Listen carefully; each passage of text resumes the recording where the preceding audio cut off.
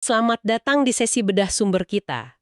Hari ini kita mau bahas satu kalimat yang mungkin paling sering kita dengar ya, bahkan kita ucapkan setiap hari dalam Islam, syahadat, rukun Islam yang pertama.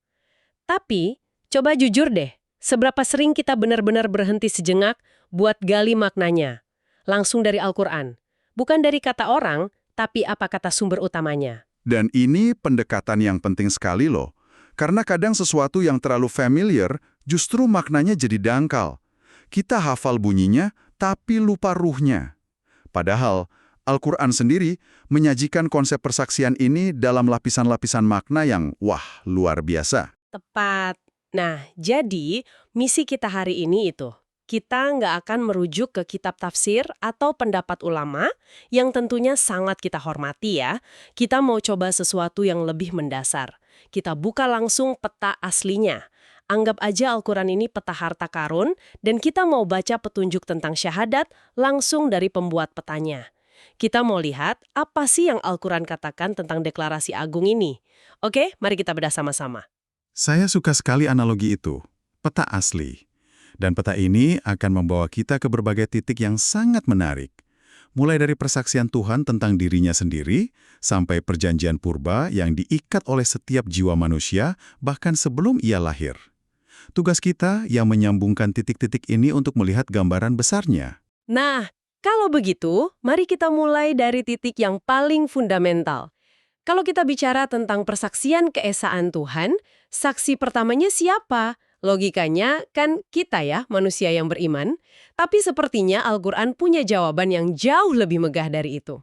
Jauh lebih megah, Al-Quran menempatkan persaksian ini di level tertinggi, karena saksi pertamanya itu bukan makhluk, melainkan Sang Pencipta sendiri. Ini seperti sebuah deklarasi kosmik. Ditegaskan langsung dalam surah Ali Imran ayat 18. Ayatnya berbunyi, Syahidallahu annahu la ilaha illa huwa wal malaikatu wa ulul ilmi qaiman bil qisti. La ilaha illa huwal azizul hakim. Yang terjemahannya, Allah menyatakan bahwa tidak ada Tuhan selain Dia. Demikian pula para malaikat dan orang-orang berilmu yang menegakkan keadilan. Tidak ada Tuhan selain Dia, yang maha perkasa, maha bijaksana. Tunggu enggak. Urutannya ini yang luar biasa. Jadi, yang pertama bersaksi itu Allah sendiri. Lalu para malaikat. Baru setelah itu, ulul ilm atau orang-orang berilmu. Ini membalik cara pandang saya. Biasanya kita mikir, kitalah subjek yang bersaksi. Tapi ayat ini seolah-olah bilang kalau keesaan Tuhan itu adalah sebuah kebenaran objektif yang udah ada, dan kita, manusia, cuma diajak buat ikut serta dalam persaksian agung itu. persis. Anda menangkap poin utamanya. Ini bukan klaim yang diciptakan manusia, tapi sebuah hakikat alam semesta yang kita selaraskan diri dengannya. Tugas kita bukan menciptakan kebenaran ini, tapi mengakuinya. Dan perhatikan jantung dari persaksian itu, frasa yang diulang-ulang di banyak tempat. La ilaha illa huwa, tidak ada Tuhan selain Dia. Frasa ini kan kayak detak jantungnya Al-Quran ya, muncul terus-menerus. Di Ayatul Kursi misalnya, langsung di kalimat pembukanya. Tepat sekali. Di Surah Al-Baqarah ayat 255, bagian awalnya menegaskan hal yang sama persis. Allahu la ilaha illa huwal hayyul qayyum. Allah, tidak ada Tuhan selain Dia, yang maha hidup, yang terus-menerus mengurus makhluknya.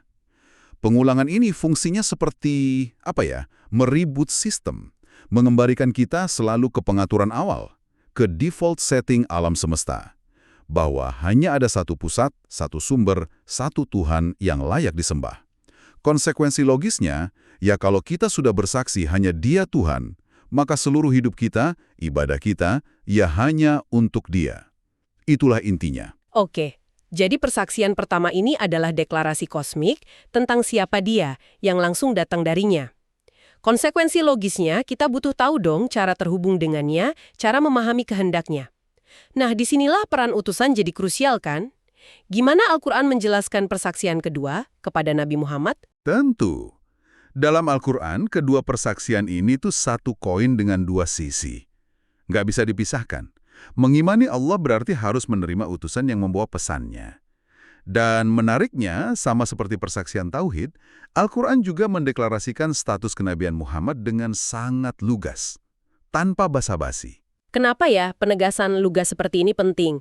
Apa ada konteks waktu itu yang membuat deklarasi langsung ini jadi sangat krusial? Pertanyaan bagus. Di tengah masyarakat yang penuh dengan berbagai klaim dan kepercayaan, sebuah pernyataan yang jelas dan definitif itu jadi sangat penting. Al-Quran tidak membiarkannya jadi ambigu. Contohnya di surah Al-Fat, ayat 29. Kalimat pertamanya langsung ke inti. Muhammadun Rasulullah. Muhammad adalah utusan Allah. Nggak ada seperti atau bagaikan. Ini pernyataan identitas yang absolut.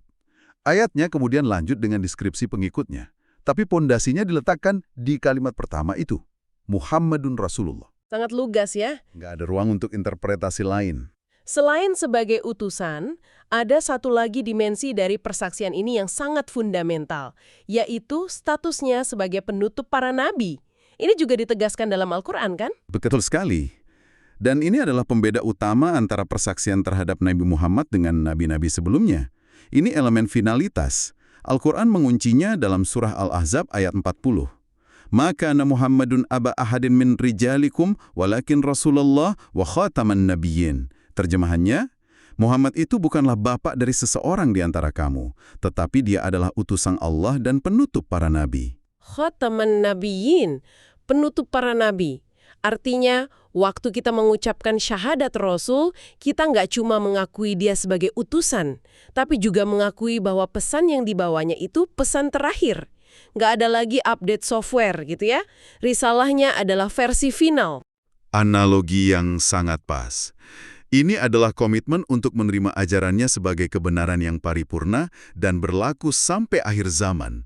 Jadi, dua syahadat ini membentuk satu paket keimanan yang lengkap, mengakui siapa Tuhan yang benar dan mengakui siapa utusan terakhir yang membawa petunjuknya. Nah, dari sini pembicaraan kita masuk ke wilayah yang menurut saya paling menggugah. Sumber kita menyebutkan ada sebuah persaksian lain.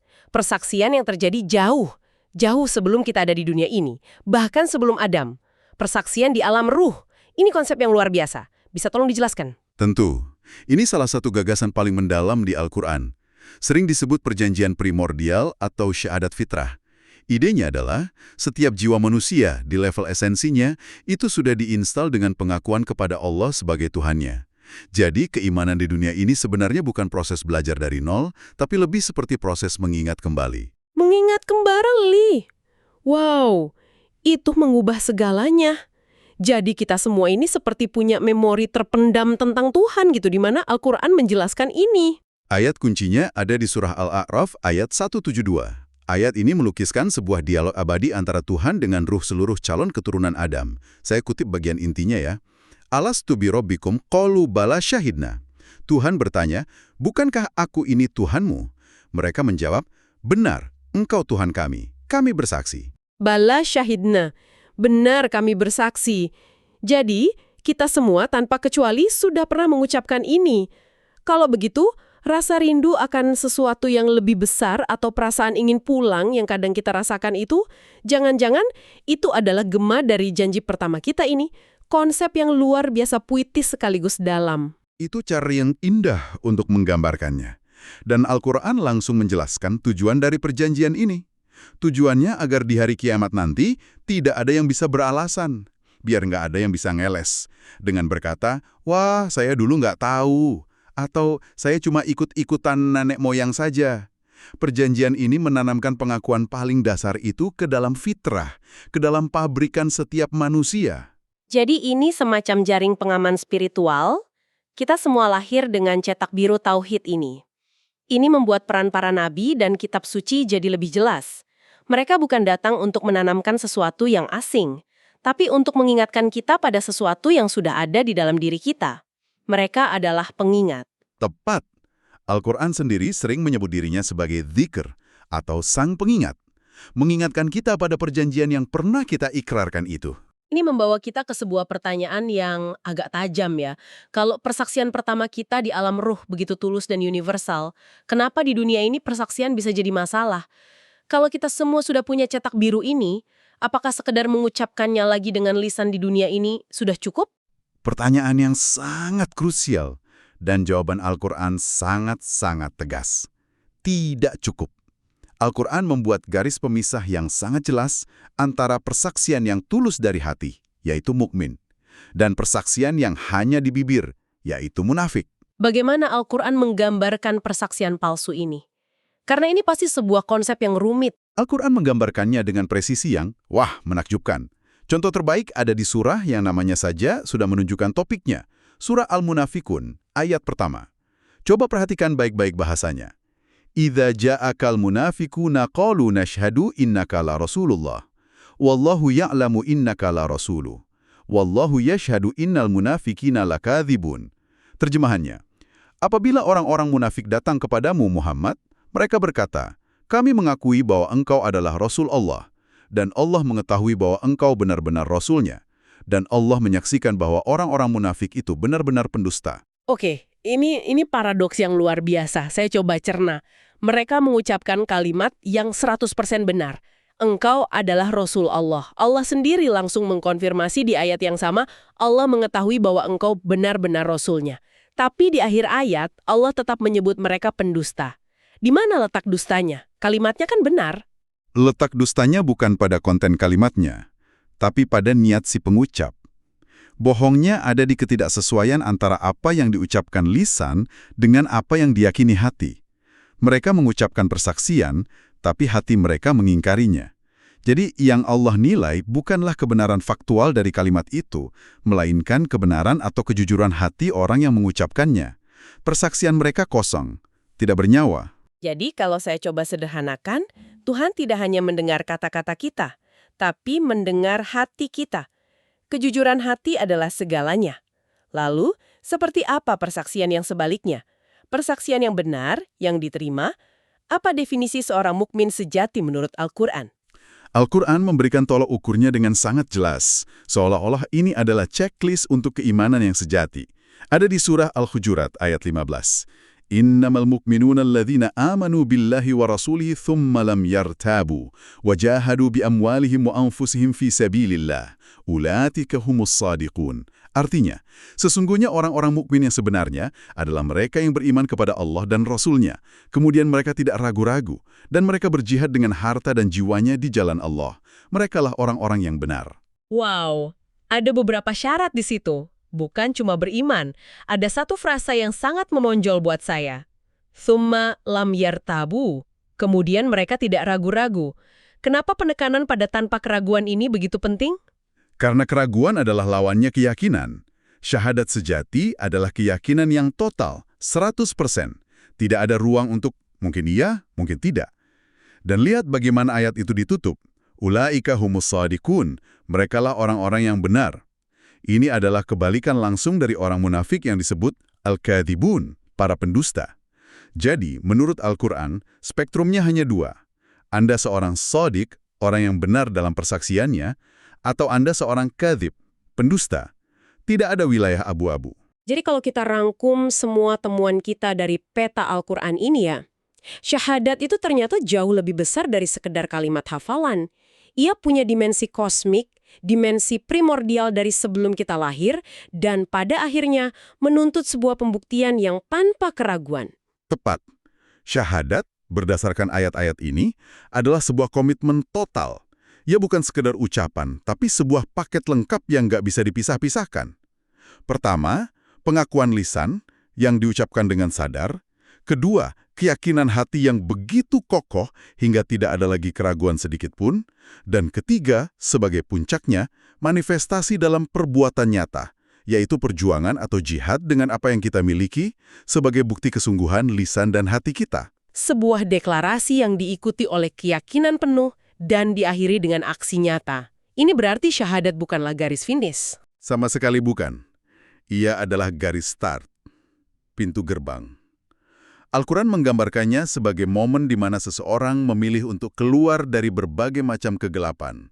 Kegelapan syirik, kebingungan, hidup tanpa tujuan, menuju satu cahaya tunggal, yaitu cahaya petunjuk dari Allah.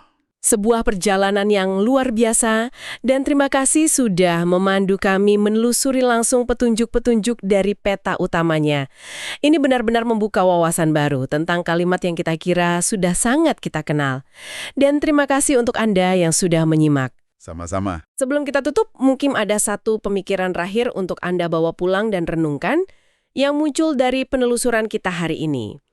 Jika Al-Quran menyatakan bahwa setiap jiwa telah bersaksi akan Tuhannya, bahkan sebelum ia dilahirkan, mungkin pertanyaan terpenting dalam hidup kita bukanlah bagaimana cara menemukan Tuhan, tapi lebih kepada apa saja dalam kesibukan, pikiran dan kebiasaan kita sehari-hari yang membuat suara kita terlalu bising, sehingga kita tidak bisa lagi mendengar gema dari persaksian pertama kita itu.